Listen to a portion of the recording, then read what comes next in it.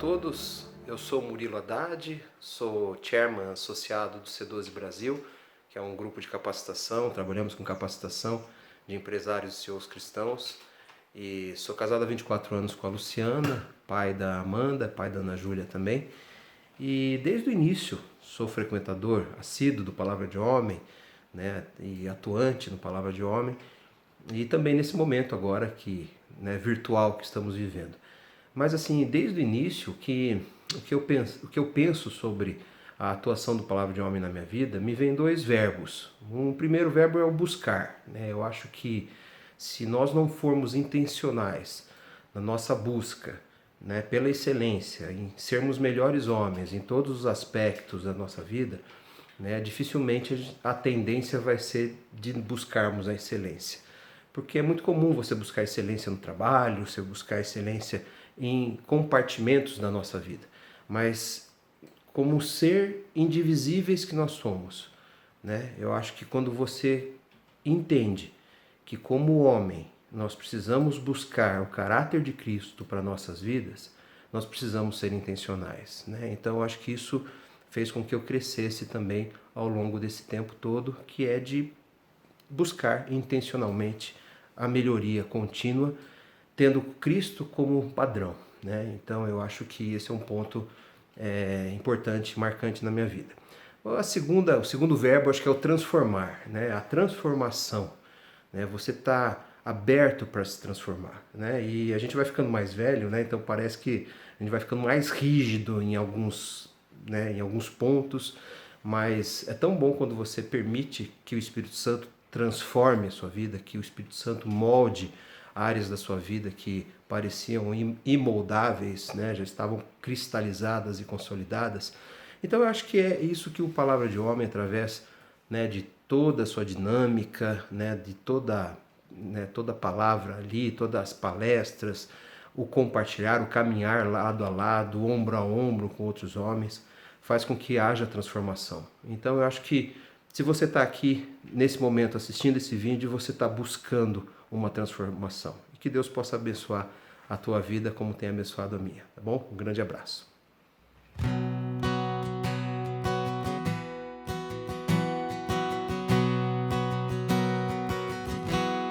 Estamos aqui, Espírito vem, reunidos, Espírito vem, em teu nome, Espírito vem nos encontrar, nos tocar, Espírito vem nos curar, Espírito vem libertar, Espírito vem nos transformar. Nos rendemos ante a ti, tua presença reina aqui. Onde tu estás, tudo novo se faz, glória e paz, plena alegria.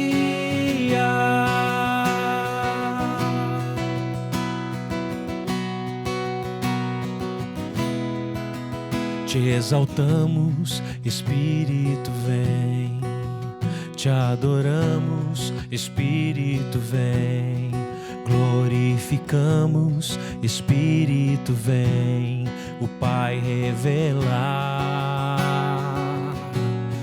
Deus Criador, Espírito vem, Jesus Salvador, Espírito vem, o Consolador, Espírito vem, Santo Espírito vem.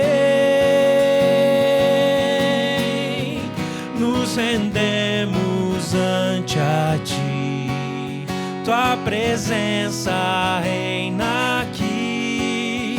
Onde tu estás, tudo novo se faz, glória e paz, plena alegria.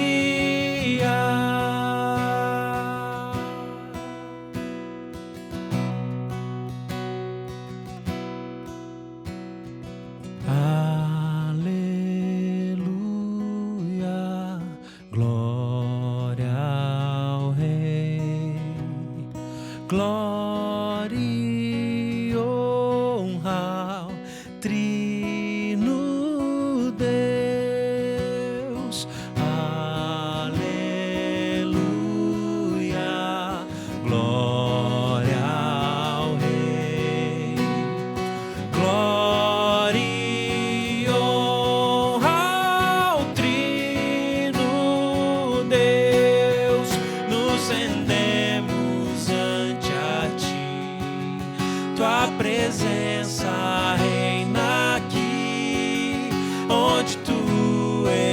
estás, tudo novo se faz. Glória e paz, plena alegria, nos rendemos ante a ti. Tua presença reina aqui, onde tu estás, tudo novo se faz. Glória e paz, plena alegria.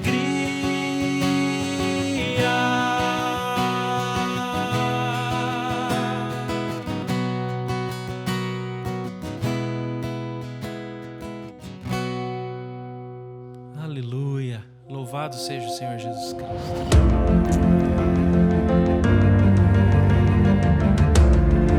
Todo mundo quer bênção na vida, não é? Todo mundo quer prosperidade, todo mundo quer um trabalho melhor, todo mundo quer não é, resolver a sua vida e deixar um legado para os seus filhos. Todo mundo quer isso.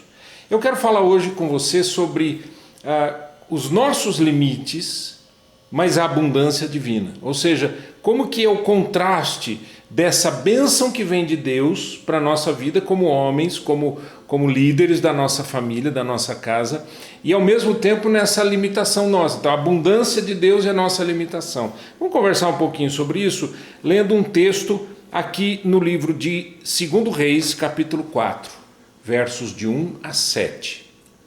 Diz assim o texto: certa mulher, das mulheres dos discípulos dos profetas, clamou a Eliseu, dizendo: meu marido, teu servo, morreu, e tu sabes que ele temia ao Senhor. É chegado o credor para levar meus 2 filhos para lhe serem escravos. Eliseu lhe perguntou: que te hei de fazer? Dize-me o que é que tens em casa. Ela respondeu: tua serva não tem nada em casa, senão uma botija de azeite. Então disse ele: vai, pede emprestadas vasilhas a todos os teus vizinhos, vasilhas vazias, não poucas. Então entra e fecha a porta sobre ti e sobre teus filhos, e deita o teu azeite em todas aquelas vasilhas. Ponha à parte a que estiver cheia. Partiu, pois, dele e fechou a porta sobre si e sobre seus filhos. Então lhe chegavam as vasilhas e ela as enchia. Cheias as vasilhas, disse ela a um dos filhos: chega-me aqui mais uma vasilha. Mas ele respondeu: não há mais vasilha. E o azeite parou.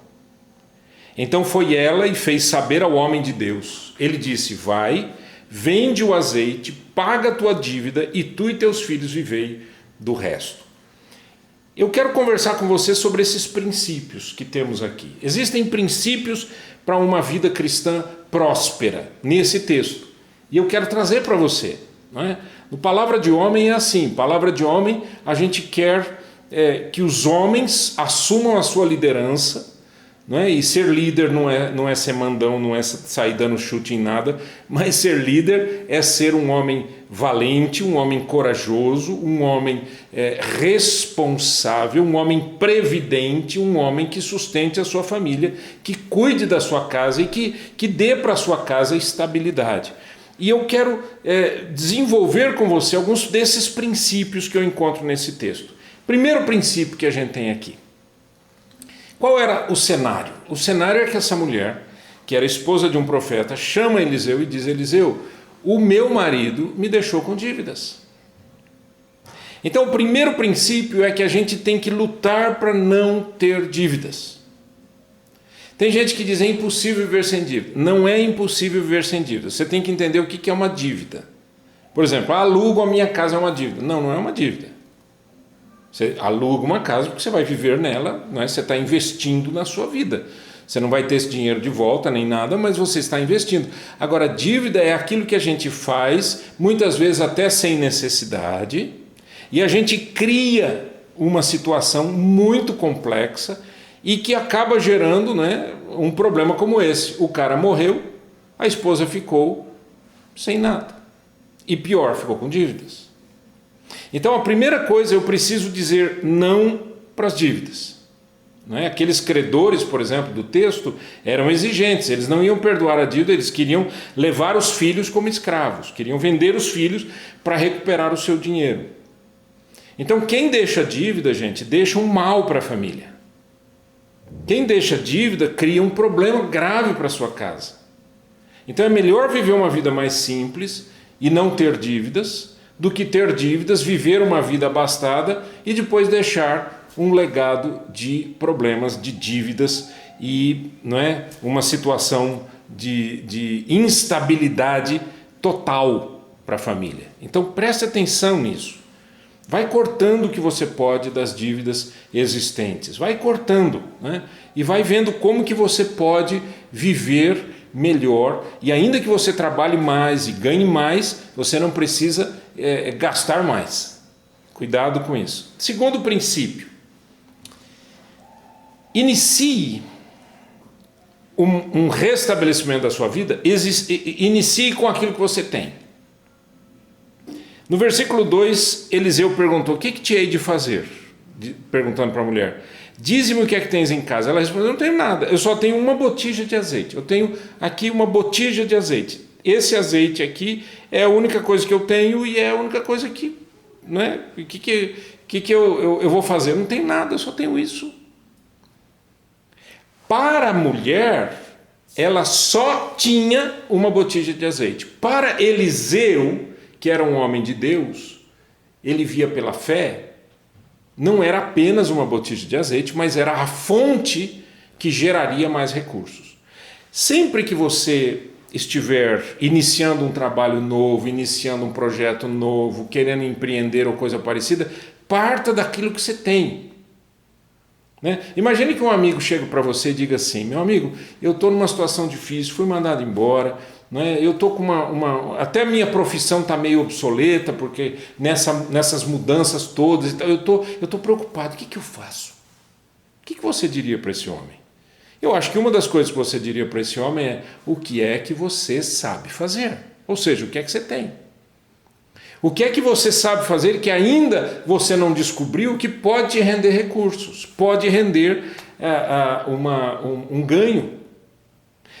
Lembra que quando Jesus Cristo multiplicou os pães e os peixes, e ele disse para os discípulos: o que é que vocês têm? Eles disseram: não tem nada, só tem aqui 5 pães e 2 peixinhos, mas o que é isso para essa multidão? Jesus disse: basta. Eu só quero que você ofereça aquilo que você tem. O que é que você tem, homem? O que é que você tem? O que é que você tem na sua casa? O que é que você tem nessa mochila que você tem de profissões, de habilidades? O que você tem? Você pode transformar isso em recurso para a sua casa, para a sua família. Né? Tem gente que só pensa naquelas profissões bem estabelecidas. Se eu não tiver, eu estou procurando emprego. Quando eu ouço uma pessoa dizer assim: faz 3 anos que eu estou desempregado procurando emprego, eu assusto. E eu fico pensando: gente, será que essa pessoa não tem absolutamente nada para fazer? O que a gente chama de bico. Com as suas habilidades, não tem uma habilidade, não tem uma botija de azeite em casa. O que é que você tem? É por aí que a gente começa. Terceiro ponto: não tenha medo de pedir ajuda. Olha o versículo 3. Vai, pede emprestadas vasilhas a todos os teus vizinhos. Vasilhas vazias, não poucas. Ou seja, eu vou num vizinho, você tem uma vasilha? Eu tenho uma. E o outro? Tem uma e o outro. Talvez tenha 2. E o outro tem mais uma. Então eu tenho que pedir ajuda para muita gente. Não endureça o seu coração, não se sinta soberbo achando que não precisa de ninguém. Tem gente que já me disse isso várias vezes. No meu trabalho de coach, eu já ouvi isso muitas vezes. A pessoa diz assim para mim: eu não sei pedir ajuda, eu não sei como fazer isso, ou eu não gosto de pedir ajuda. Então deixa eu te falar. Eu e você precisamos aprender a pedir ajuda. Pedir ajuda não é necessariamente pedir dinheiro. Pedir ajuda é pedir uma colocação profissional, é pedir uma ideia, é pedir um conselho, é pedir algo que vá te ajudar. Né? Senta com pessoas que já fizeram uma transição profissional, como talvez a que você esteja querendo fazer, e pergunte para eles: A gente é muito orgulhoso, a gente diz, não, eu me viro. Né? Hoje em dia, com essa facilidade que a gente tem da busca da informação, você, eu vou lá no Google, o Google me diz o que eu preciso. Não é assim.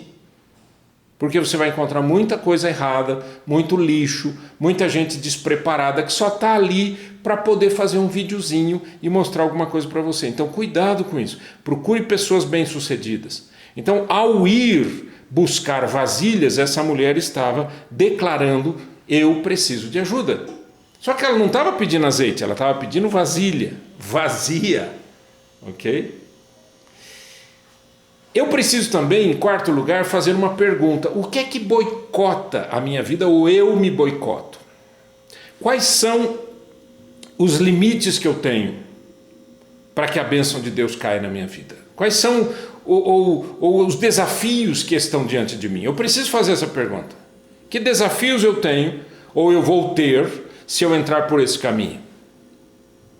O que aconteceu com aquela mulher? No versículo 6 diz a Bíblia que aquela mulher foi enchendo as vasilhas, você lembra? Ela chamou os filhos e eles foram enchendo as vasilhas, aquelas vasilhas que ela pediu ajuda, né? E eles foram enchendo a vasilha, aí ela pediu para o filho, me dá uma vasilha, ele disse, mãe, acabou, não tem vasilha. O que estava acontecendo era o seguinte, houve um milagre aqui, foi um milagre de multiplicação. Aquela mulher pegou uma botija de azeite e ela ia colocando aquela botija de azeite numa vasilha. Quando enchia a vasilha, eu acho que ela olhava e dizia, interessante, está cheia ainda? E ela colocava na segunda vasilha e a botija dela continuava cheia. E ela colocava na terceira vasilha e assim por diante. Ela foi colocando. Isso foi o milagre da multiplicação. Ok? Tudo bem até aqui? Agora, na hora que não tem mais vasilha, para o azeite de fluir. Então, quem é que coloca o limite na bênção de Deus? Eu, você. Depende da quantidade de vasilhas que você tem. Depende do quanto você está disposto a buscar de Deus. Depende do quanto que você está se boicotando. Como que a gente se boicota? Por exemplo, quando você diz assim, poxa vida, eu sou um engenheiro, se eu não voltar a trabalhar como engenheiro, meu Deus, eu prefiro morrer, não sei o quê. Não, calma, relaxa. Você está se boicotando, você está diminuindo o número de vasilhas. Aumente o número de vasilhas e deixe Deus enchê-las. E Deus vai fazer isso. Eu não tenho dúvidas de que Deus vai fazer isso. Isso Ele tem feito durante a história, isso Ele tem feito na minha vida, Ele tem feito na vida de tanta gente. Então, pela fé, eu fico firme naquilo que Deus tem para me dar, e não naquilo que eu acho que eu possa ter, ou a minha sabedoria ou o meu conhecimento, mas naquilo que Deus tem para me dar. Eu tenho que ficar firme nisso, no milagre de Deus. Em quinto lugar, envolva a sua família nessa situação. Veja que o texto bíblico diz que os filhos, diz o texto no versículo 4 e 5, diz assim, então entra e fecha a porta sobre ti e sobre teus filhos. Quer dizer, entra lá na sua casa, você e os teus filhos, deita o teu azeite em todas aquelas vasilhas, põe a parte a que estiver cheia. Partiu, pois, dele e fechou a porta sobre si, sobre seus filhos, estes lhe chegavam as vasilhas e ela as enchia. Esse foi um trabalho de família, não foi um trabalho da mulher. Sabe, nós os pais, muitas vezes, seguramos as questões e não compartilhamos com a família. Compartilhe com a família. Olha, nós vamos ter que cortar isso porque está faltando. Nós vamos ter que trabalhar juntos aqui. Olha, filharada, nós vamos ter que trabalhar também. Olha, vamos ver o que vocês podem fazer para ganhar também. Nós precisamos envolver a família nesse projeto. O milagre vem de Deus. Você tem que entender isso. O azeite que vai caindo, é o milagre de Deus. Esse eu não sei fazer, você não sabe fazer, ninguém sabe fazer. Só Deus pode fazer. Mas o estar ali, acompanhando, trazendo as vasilhas e estando com a família e pedindo ajuda, isso é meu dever. Eu preciso fazer isso.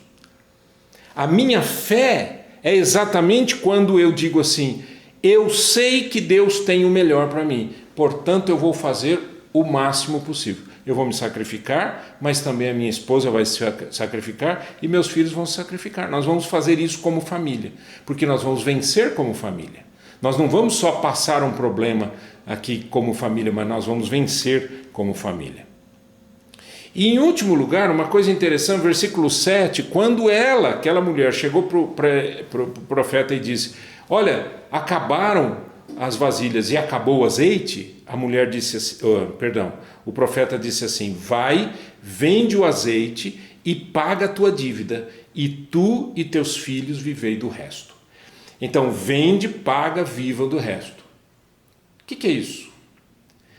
Eu preciso compreender que quando eu começo a ter algum bem, alguma receita, algum dinheirinho que está entrando, eu preciso pagar dívida. Eu preciso me libertar do passado. O passado é escravizador, o passado é ditador, o passado ele destrói a vida da gente se a gente deixar. Então vai resolvendo, né? Eu sempre disse isso, foi uma experiência incrível que eu tive com um amigo uma vez, e ele disse, pastor, eu tenho uma situação difícil porque eu devo para muita gente. E eu não sei o que fazer porque eu não tenho como pagar. Eu disse, vai e converse com os credores. Ele foi conversando com um, conversando com o outro, falando a verdade. Eu não tenho, ou eu tenho um pouquinho só, eu só posso pagar isso, o que você me faz? Ele disse que vários credores disseram para ele, olha, só por causa da sua honestidade de vir aqui conversar comigo, você não deve mais nada, eu estou entendendo que a sua situação é difícil, você não vai ter condições de pagar, então você não me deve mais nada. Vamos fechar essa conta. Feche a conta do passado, encerre as dívidas. E isso vale também para questões relacionais. Isso vale também para você perdoar pessoas e ao mesmo tempo resolver problemas com pessoas no passado. Tem um problema lá para ser resolvido? Resolva. Não fique carregando. Tem gente que carrega, é um fardo. É um peso, é como se tivesse uma mala, né, lotada de problemas e a pessoa carrega aquilo, ela vai cansando. Não faça isso. Abra seu coração, né, agradeça a Deus e diga para Deus, Senhor, muito obrigado pelo que o Senhor está me dando, porque o Senhor está me dando condições de acertar as pendências. É o nosso dever como homens acertarmos as pendências. Por quê? Porque o nosso testemunho vai ser maravilhoso diante da nossa casa. Eu preciso ter uma consciência em paz, eu preciso ter tranquilidade. E o homem, ser humano masculino, ele tem uma dificuldade muito grande quando ele não tem recursos. Ele se abate, ele se deprime, ele se entristece. Por isso que eu digo, envolva todo mundo e vamos fazer um trabalho legal e vamos crescer para a glória de Deus. O pão de cada dia vai ser dado pelo Senhor. Não tenha medo disso.